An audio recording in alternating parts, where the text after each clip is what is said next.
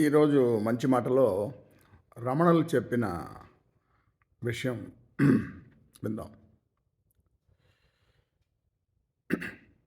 అద్దం నిన్ను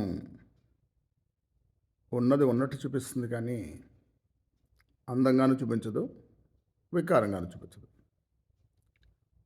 అలాగే విశ్వం కూడా నీ హావభావాలకి ప్రతిధ్వని, ప్రతి చర్య,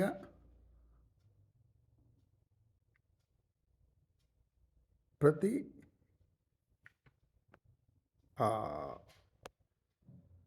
ప్రతిబింబం అలాగా రిఫ్లెక్షన్, రియాక్షన్, రిసౌండ్ అన్నారు. అందువల్ల మన ప్రపంచంలో మనం మంచిగా ఉంటే అందరూ మంచిగా ఉంటారు.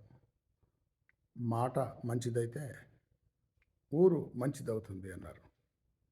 అదే ఇవాళ మనం నేర్చుకోవాల్సిన మంచి మాట.